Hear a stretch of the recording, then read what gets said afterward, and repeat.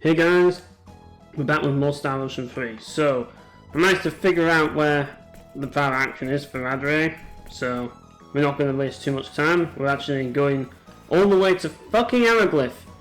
What the fuck? Like, why we have to go all the way to Hieroglyph just to do a power action is beyond me, but we do.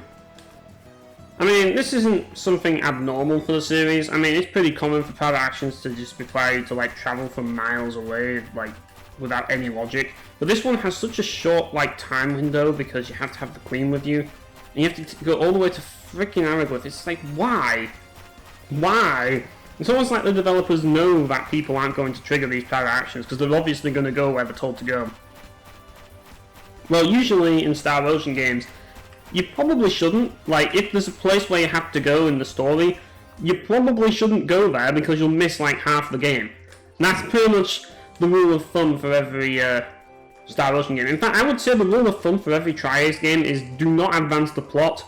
Like, just basically do not do what the game tells you to do. Never do what the game tells you to do. That's literally the rule of thumb for every Tri-Ace game, because if you do what the game tries to tell you, what the game tells you what to do, you're gonna get fucked. Like, especially in the first Valkyrie profile, you're definitely gonna get fucked in that game.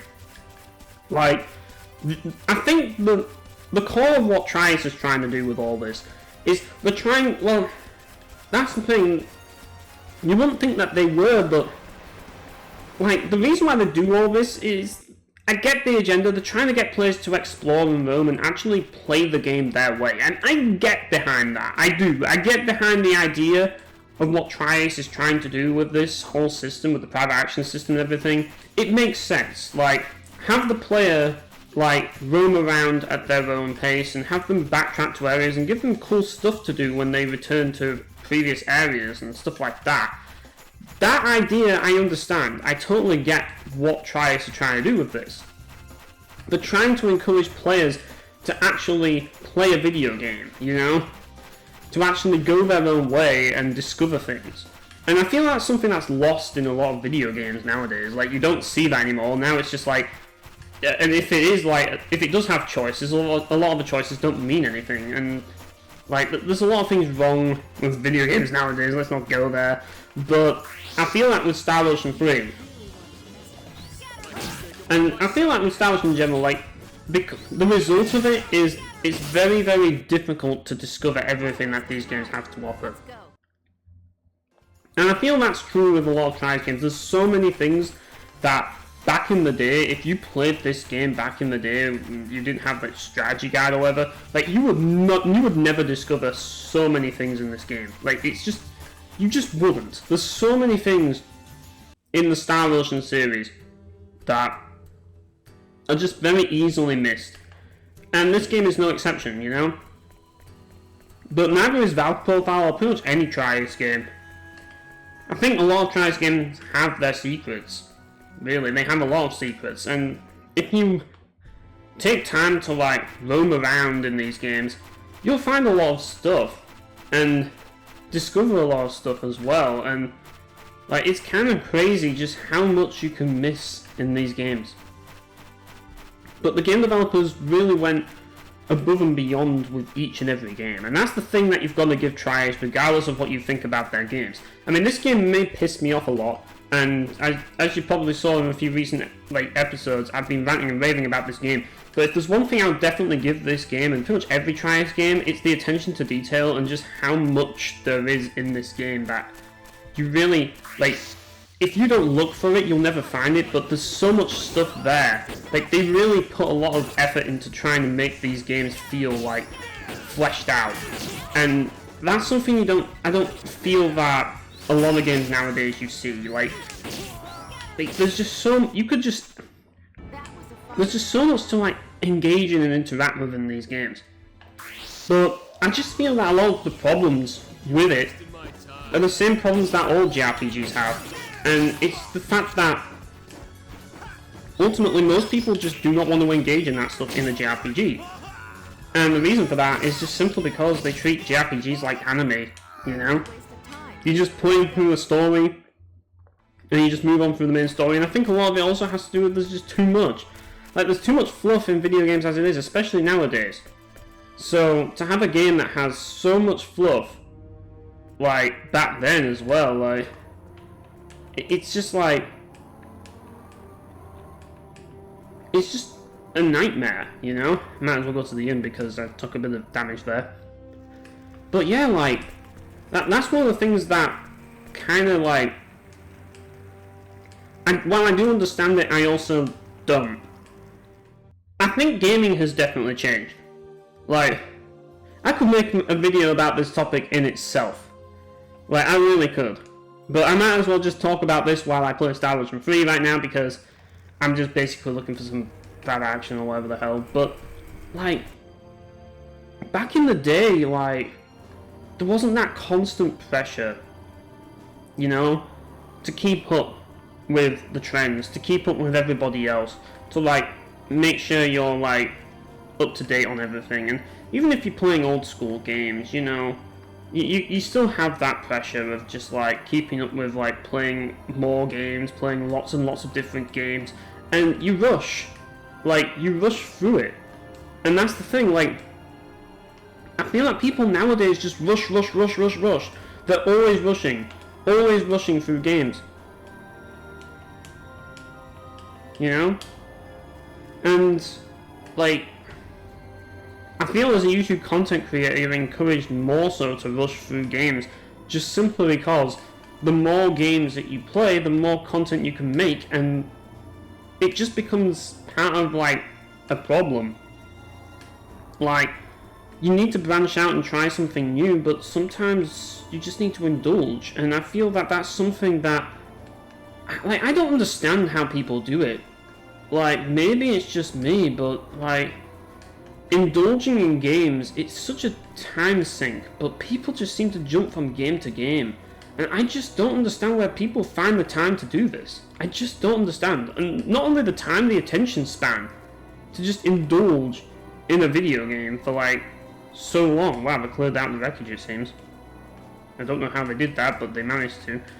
But yeah, like, I just don't understand. Like, where the hell is he in the inn? I don't know. I really don't know. But, yeah, like, that's one of the things that I have noticed about gaming. Like, nowadays, even I just feel like I'm in a rush, and I'm just like, nowadays, I just don't give a shit anymore. Like, I just want to have fun playing what I know and playing what I enjoy. It's kind of all I want to do, you know? Because I'm just too picky to experience lots of different games, you know? And, yeah, like, well, obviously we're not going to be going here, but hang on, let's go in here. What's going on in here? Well, Nell's in there, there's the Queen. Got a mirror. Ooh, it's an actual reflective mirror. That's kind of interesting how this game has reflection mirrors, yet Star Ocean 6 does not. Wow! That's definitely a sign of how gaming has, like, gone downhill over the years. And I'm someone who praises Star Ocean 6, and Star Ocean 6 doesn't actually have reflections in the mirrors, but this game does. Wow, and this is a 2000s game. We've definitely gone backwards, haven't we, boys? But, like, and that's the thing. This game should be the best in the series, for this reason. Like, look at this. This is a 2000s game, you have reflections in the fucking mirrors, you know? So it should be the best, and it's not. The fact that I'm saying a modern game is better than this should be sending alarm bells, like, out. And I think that's kind of the thing, you know? People just don't seem to, like, realize that I really want to love this game so much. Like, there's so much that this game does that just makes me want to love it, you know? That is just so compelling. But I just can't, for the life of me, like, I just can't say that I love this game on the same level as others. Like, this game just has too many problems. Like, it has way too many problems. And that's the thing, like, and I've said it many times before, you know, I respect Tri-Ace. I feel that they obviously they made a mistake with this game, but at the end of the day, it's not the end of the world, you know? You've got to make mistakes, you've got to screw up a few times to actually make progress. You know, if you don't screw up, then how are you going to learn? How are you going to improve? You know? And that's kind of the thing, you know? Like, Adre isn't even here. I just don't understand, like, we've got the Queen with us, so where is Adre? Like, I just don't understand. I cannot find him whatsoever. I can't find anybody except for Nell and the Queen. That's it. Like, the Queen's here.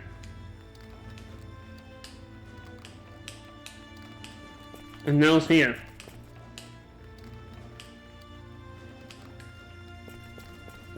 Yeah, of course, this is stupid going here because this is like enemy territory, but whatever. But, you know, like, I do miss the days where, like, video games, like, trying to do something, like, I won't even say do something different. I think it's more about the case of just how much there was, but at the same time, there's a lot here, but nowadays they kind of miss the point, or they just feel the need to shoehorn it in or put it in.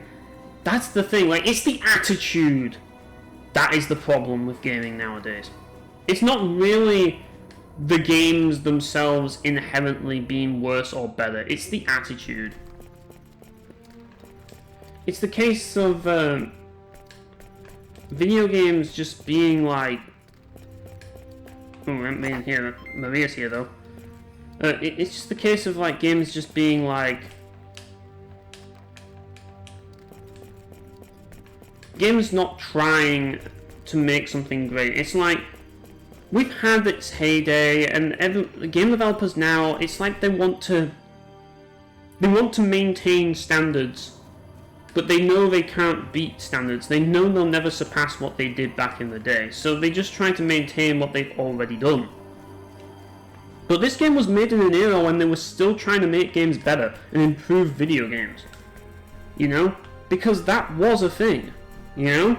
The whole idea of making games better was still a thing during this point in gaming, back in the 2000s, back in 2003. 2003 was a huge learning curve for gaming, a massive learning curve for gaming. Like, look at any game in 2003 and you'll see that.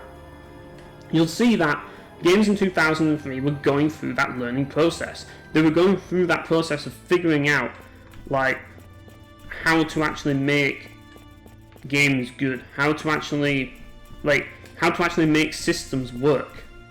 You don't have that process anymore, you know?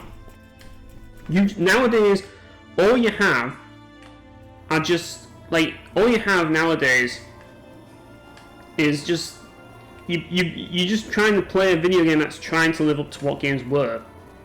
That's basically what nowadays gaming is. It's just they're trying so hard to live up to what games were, to live up to expectations, but they can never reach it. And if they do reach it, it's just because they barely managed, you know? Now there he is, been hiding up here.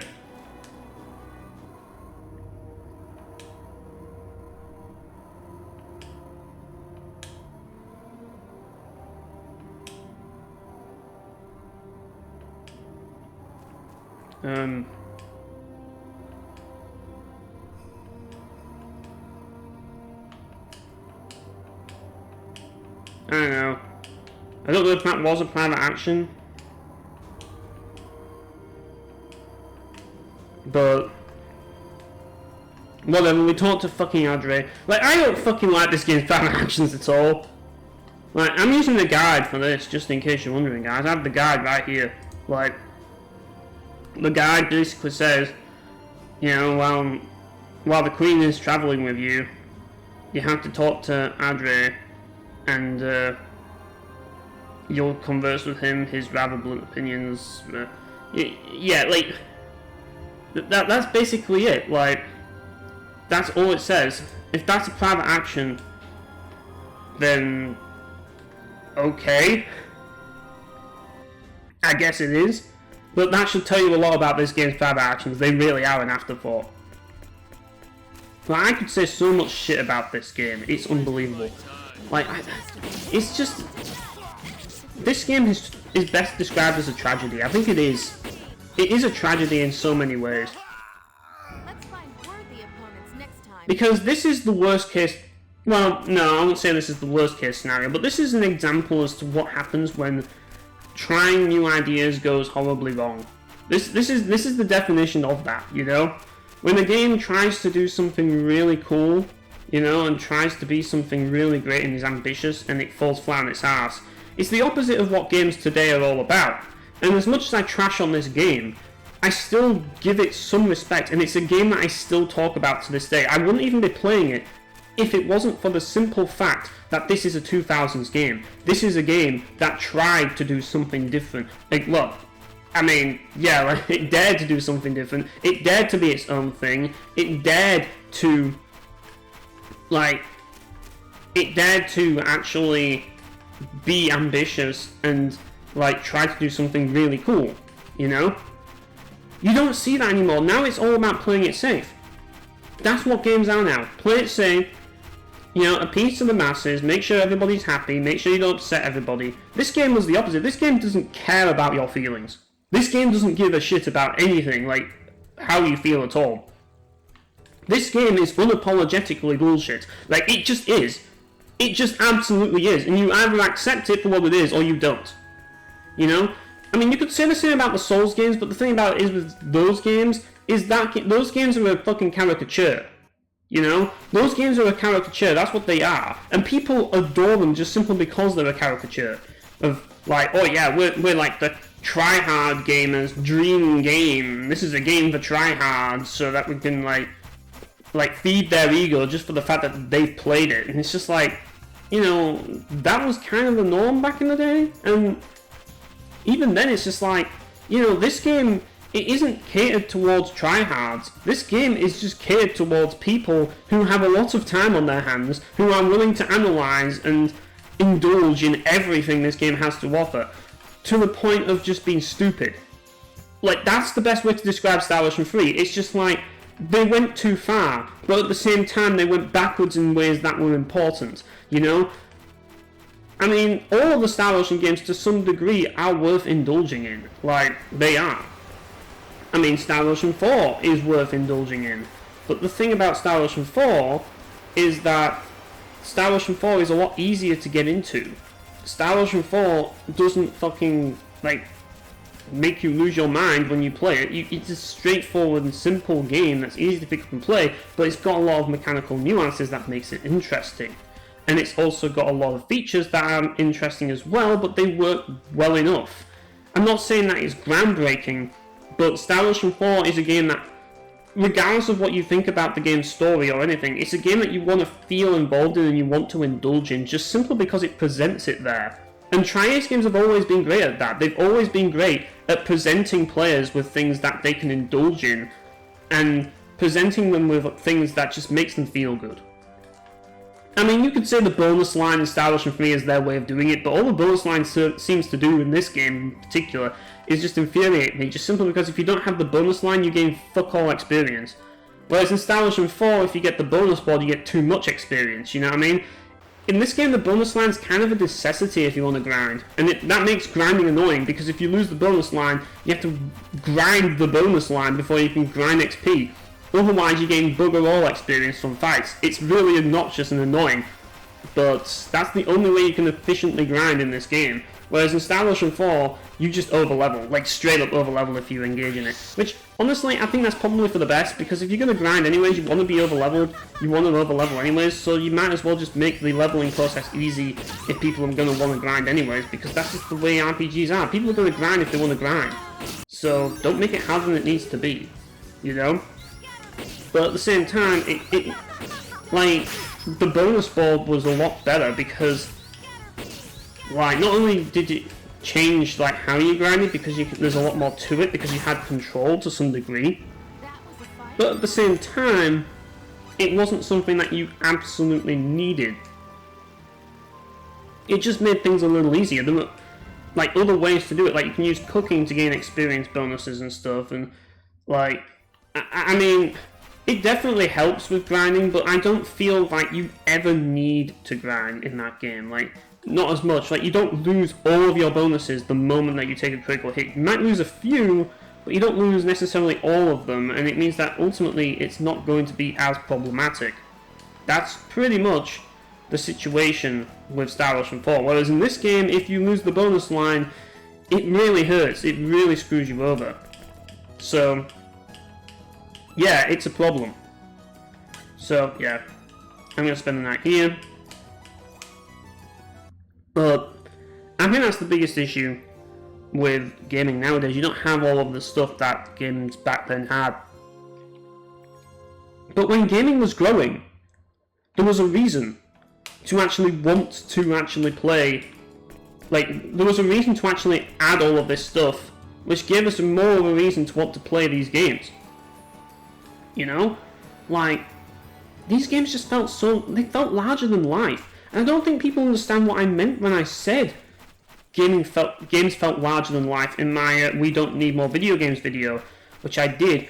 What I meant was this game, you know? I mean, I like Star Ocean 6, which should tell you a lot. Tri-Ace still live by that.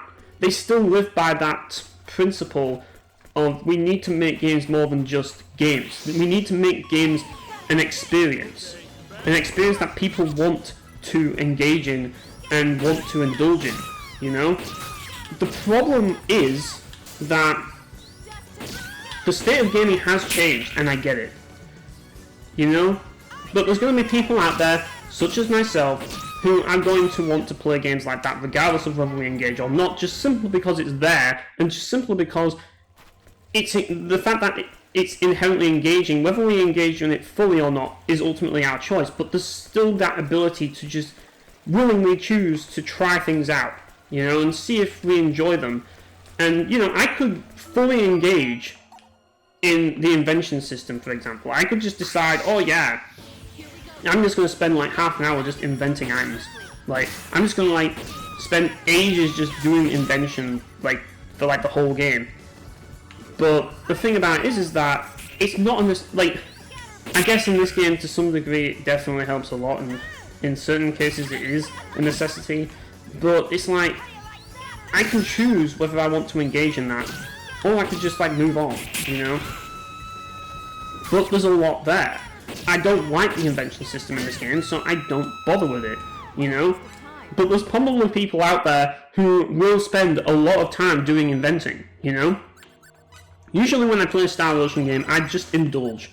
I can't help myself, I just can't. But with this game, not so much. This game, even though it has so much going on in it, so much to indulge in, so much content that you can really sink your teeth into, I just can't, like, for the life of me, like, oh great, these fucking guys are a pain. Oh, great. Don't stone me.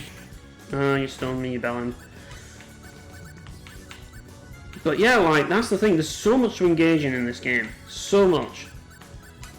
But the problem is that I don't want to engage in it because it's bad, you know? Just like, if you enjoy this game, then you're going to get tons of content out of it. That's one thing for certain. I said the same thing about the Sword of Eteria. Like, this game and the Sword of Eteria are both in the same boat. They really are in a lot of ways. Like, I mean, come on, Cliff is literally fucking Leon. Like, he literally is. Leon is literally fucking Cliff in the Sword of Eteria. Like, he is. Let's go. Like, they are literally the same character, and just like, I swear those games are both, like, spiritually connected. Like, this game and Sword of Eteria are definitely spiritually connected as far as I'm concerned. Like, because they just feel like two ambitious games that just never made it, you know, that never worked out, you know? I really don't quite find these fucking things. These enemies are a pain in the ass. Because they do MP damage, yeah.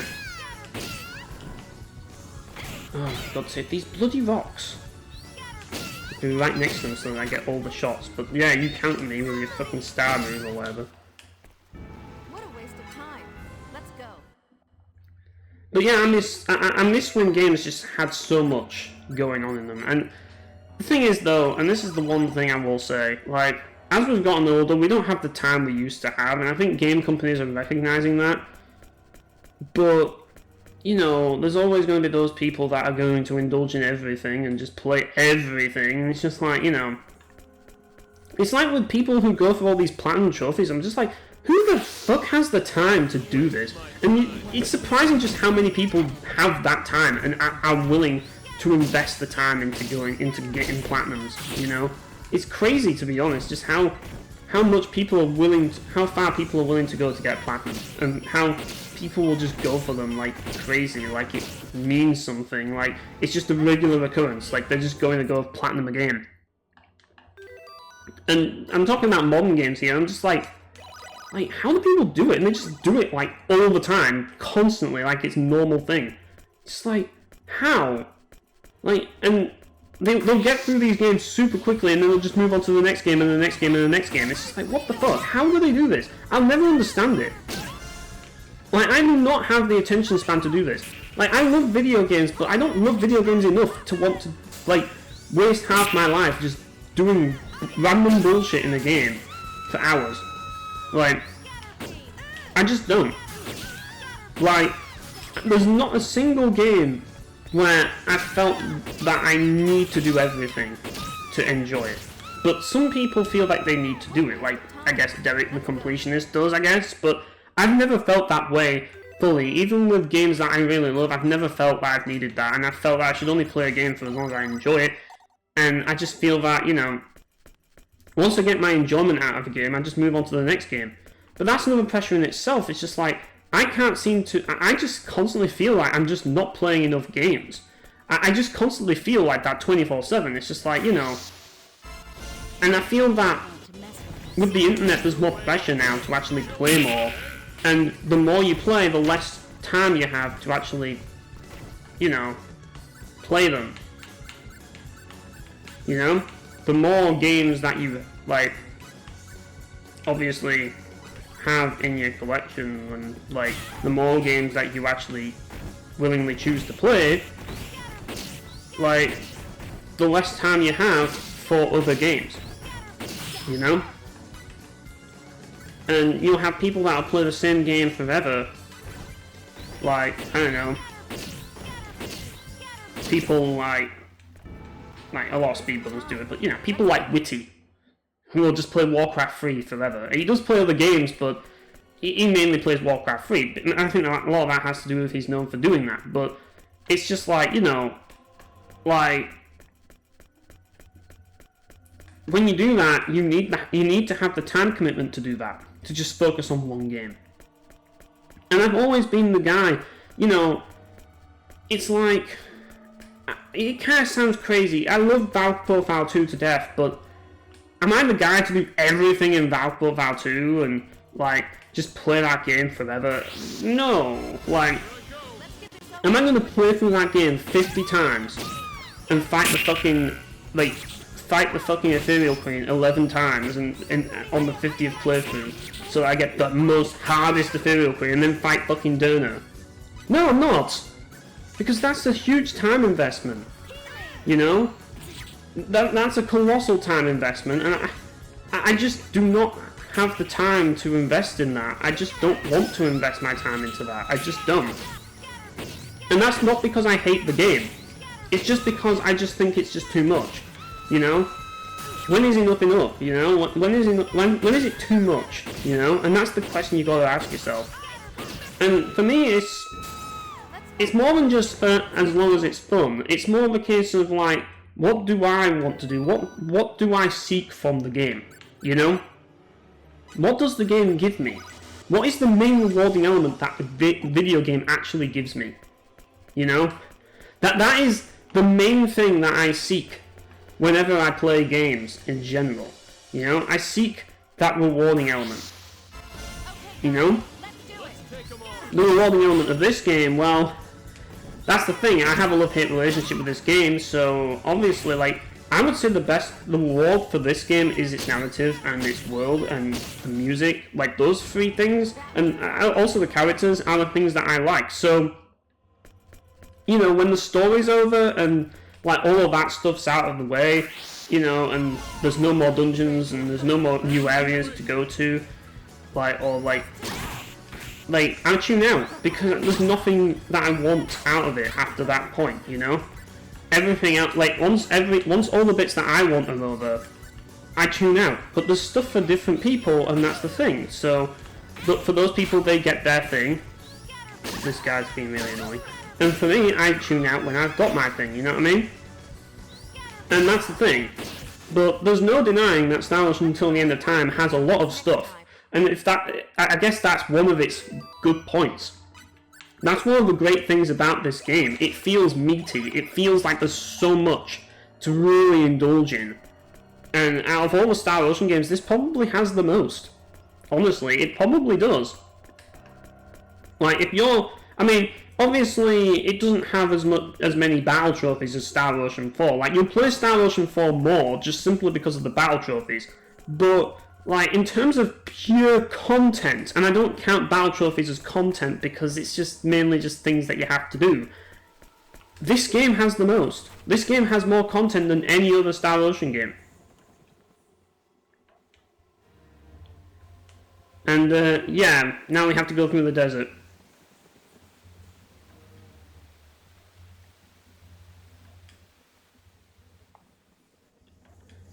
So, yeah.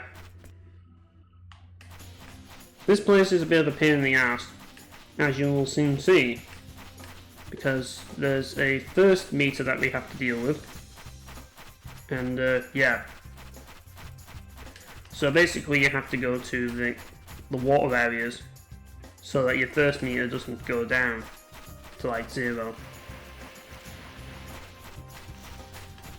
And for some reason, like, it's not going back up, which is kind of terrifying. Now there's water here. Hopefully I can actually like... maybe I have to stand still in the water. Maybe that's what I need to do, I don't know. But there's water here, so why am I getting thirsty? I don't know. But either way, you know, like, that's one of the things that I've noticed about games. It's like F-Zero GX. Why am I not wanting like Nintendo to make a new F-Zero game? It's simple, because they'll never make a game as good as GX, you know? Because games like that don't exist anymore. Games where they go all in on the features don't exist anymore. Like, I feel that with some games, like, for example, you know, you have games like your sports games, like, not necessarily, but, you know, you have games like, for example, WWE 2K games. There we go. We have to press X on the water. We don't automatically like generate like water and that a lot. But yeah, we've got a treasure chest here in the middle of nowhere. No boy, this guy looks nasty. But yeah, like, that's the thing. That's what I do miss. Ow, that was painful. Right. We've got to heal Maria now.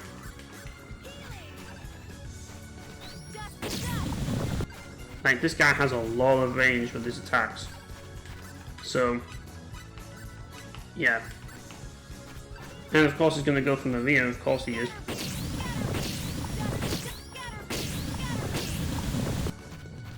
Am I doing no damage to him?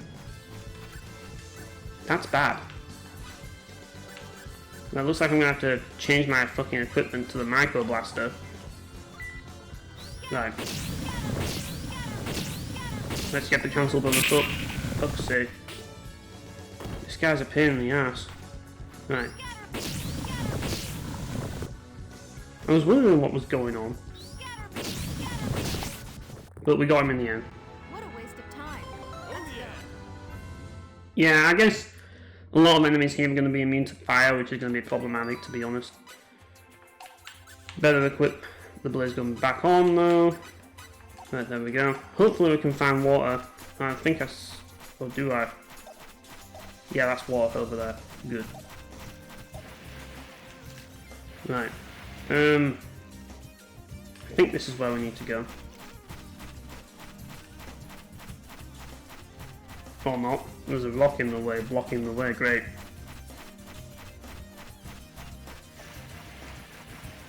Right. Let's not bother fighting that thing. This place is huge, by the way, like, walking around this fucking desert, man. It's a massive area, and it's just like... With this whole fucking water gimmick, it's kind of annoying. Like... You end up going back here later, but it's just like... On your first way through, it's just going to be a pain in the ass, to be perfectly honest with you, because... It's like... You're constantly having to find water sources all the time, and it's just like, yeah. But, like, I just think that... Oh, there we go, we've got a treasure chest over there, I might as well grab the treasure. But yeah, I just think that, you know, that's one of the reasons why I like to go back to old games, because it's just like, I'm at a point where... And this is the thing, it goes more than just going back to old games. Like, I'm kind of getting to a point where I'm stopping or slowing down on like trying old games that I never played before, and I'm just going back to like old games that I did play before to try and like experience like more games to kind of get that experience back, you know. It's more of a case that I want to revisit games now, you know?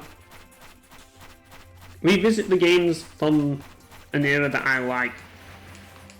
And I think a lot of people are doing that as well, but I still feel that a lot of people are, you know, they're chasing new experiences. And I get that. Like, I think deep down we all wish we could do that. The problem is that for me, that's very difficult. Because, like, I cannot trust anyone, like, when it comes to reviews and stuff, because of how specific I am with my tastes.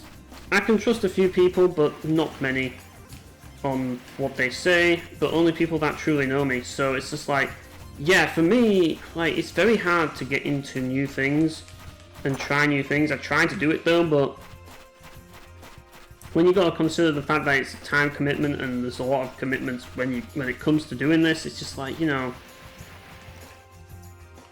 it's a bit much, and that's kind of the thing, you know. So ultimately, you just gotta consider that fact, you know. I mean, I personally would like to play more games, but I want to play more good games, not bad games. I don't want to play any more mediocre games or games that piss me off. But if I know a game pisses me off, and this is the thing, if I know a game pisses me off, I'd much rather go back to a game that I know is shit than to play a new game and be disappointed. Like, I've gotten to that point now where it's just like, I'm just so terrified of a game being bad that it just kind of wards me off wanting to try something new. Oh, great, we're gonna fucking run out fucking first and then die. Yep.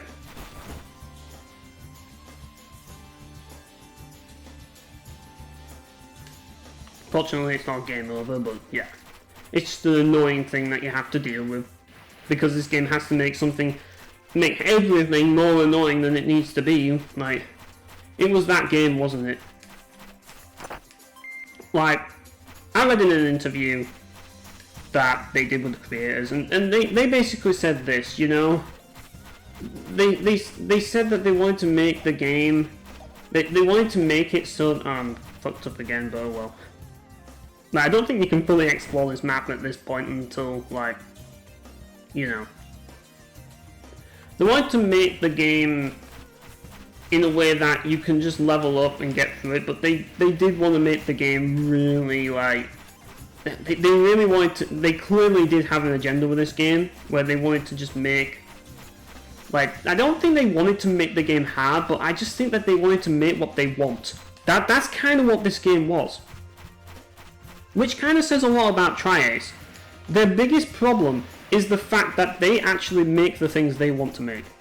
And the things they want to make, while sometimes can be great ideas, other times they can be really annoying ideas. And yeah, I think this is one of those cases where, like, it just, like, there's just so much annoying shit that doesn't need to be there. And we were right next to the water and you already fainted. Congratulations. You know, like this water meter, it does not need to be there. There's nothing to be gained by having this meter in the game. It just makes the player more annoyed because they have to, like, concentrate on this other thing when they just want to explore. And if you're gonna say realism, oof, don't even fucking go there. Don't you dare go there with the realism of this game. I refuse. Like, if you're gonna say the realism answer, no, just no, not with this game, not with Star Ocean. All I'm going to say with Star Ocean 3, realism doesn't have, like, realism does not have any place in Star Ocean 3. I will just say that. This game is more out there than any other game. Like, if any game has an excuse to not have any realism, it's this. Like just don't. Just no. And that's the thing, like, why did they put this? Like, the only reason why you would put a mechanic like this in the game is if it adds fun factor. Because there's desert areas in other games where you don't have to deal with this shit. Why do you have to deal with this shit in this game? That's the thing I don't understand. And that's the thing about Star Ocean 3, there's so much annoying bullshit that just seems to be there just for no reason other than to just have annoying bullshit there. Just to have some sort of a gimmick. It's almost as if they were required to throw in a gimmick, or, well, I don't even think it was required. I just think that they threw it in just simply because they thought it was an interesting idea. But the thing about it is, and I think Ogawa himself even said, they went too far, you know? And Ogawa admitted it. I feel that there was no real, like, it's a blessing and a curse. Like, the game, I feel like Gotanda, I mean, you've got to bear in mind, this is the director's cut version of the game. Like, Gotanda was kind of like saying, you know, obviously he did his job as a director, which is why you have a director's cut of the game, which is what you're playing now. But the original version, like, he definitely cut a lot of stuff, and a lot of the stuff that was cut is in this game. Oh great, we've got a bloody puzzle now.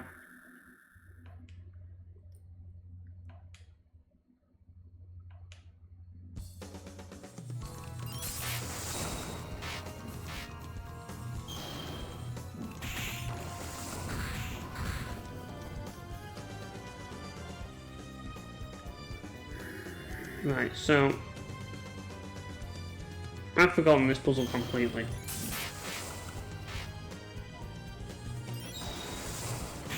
So Mage beats Warrior, Archer beats Mage. Okay, that makes sense.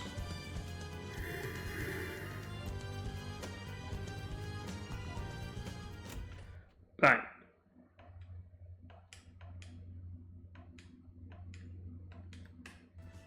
But, yeah, as I say,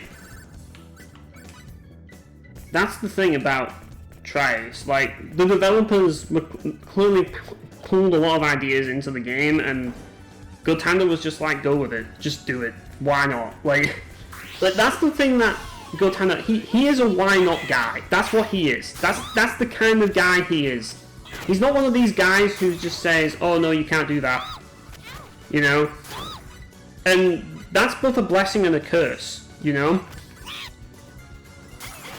It's a blessing in the sense that the result of this is that game developers can do more, and they have more freedom to do what they want, and that they can add a lot of cool stuff, which is kind of showing it in other games. Like, there's a lot of games where there is that stuff, like, you know, Star Ocean 2 has, like, the whole private action with the jam store woman that wouldn't have been in the game if it wasn't for one of the programmers, like, requesting it. But at the same time, you also have problems where you add so much stuff that just doesn't need to be in the game, that adds nothing to the game, and is actually a problem, and detrimental to the game, you know? Oh my god, what is with this spam of spells? Like, these guys are just spamming magic on me, and it's just like, I hate magic in this game so much. Like, can you spam your fireball on someone else instead of fucking Maria, please? So I don't have to constantly fucking heal. Fucking magic spam. I hate magic in this game so much. Like, the way symbology works in this game pisses me off. I hate symbology. It's just unbalanced because player symbology sucks. And, like, enemy symbology is just broken and just annoying. And it's just like, your symbology is just underpowered and useless. Just like, there's no balance whatsoever. Like, That was a fight? symbology in this game, it fucking sucks balls. But, yeah. That's what went wrong with this game. This game is the result of too many people having their say, you know? So, like, I get it though. Like, Gotanda is that kind of guy, isn't he? Who just wants to just, like... And I respect it. I absolutely do. And that's the thing, I respect Tries because he's that guy who's willing to take that risk. He's willing to risk it and risk alienating his audience if he can make something that he's passionate about. And that's something that I praise about him, and that's something that I praise about Tri-Ace in general. You know? They're not afraid to, like, do things that may upset people. You know? They're not afraid to put in things that, you know, could make the game worse, you know? They're willing to take that backlash if they can try stuff and experiment and, you know, do all this stuff. And this is what happens when you do that, you know? And this is why I hate magic. Look at this, you can't really avoid it and it just cancels your fury gain and it just like, you know, and like one person you're attacking and the other person's casting magic on you. It's just like, you get staggered and then you get fucked. It's just like, oh great, that's absorbing my attacks, isn't it? That fucking thing. Which means we're going to swap to Cliff for this. Because obviously this guy's going to be a bell end. Oh, he absorbs that as well. Wow.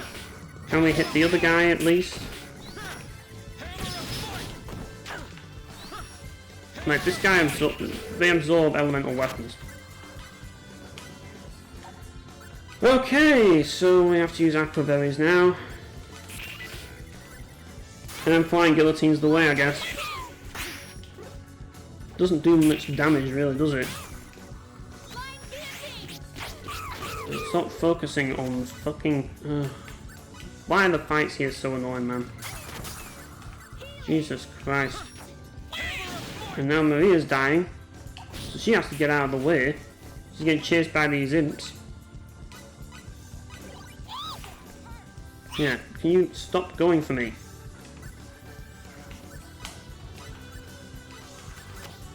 Right. Jesus Christ, this is stupidly annoying, man. Yeah, flying guillotine is just too weak. We need to just re-equip Maria and just use Scar Beam. That's what we need to do. Yep, this is what we should have done from the start. You can always rely on the Scar Beam spam, like, there's no balance in this game whatsoever. If you haven't already gathered. So because of that, you have to deal with stuff like this. This is how you have to play the game. What a waste of I know, time. it's bullshit. Let's go. But yeah, like, here I am trying to get through this, and yeah. As I say, I'm given the fact that this is probably going to take a while, and as I say, I'm probably going to just call it a video for this section, and it's been running on for quite a while, so I'll probably just go back to the save point and call it a video, just simply because I feel that this has just gone on for quite a bit. So yeah, next time I'll continue going through the ruins of Mosul. So yeah, see you guys.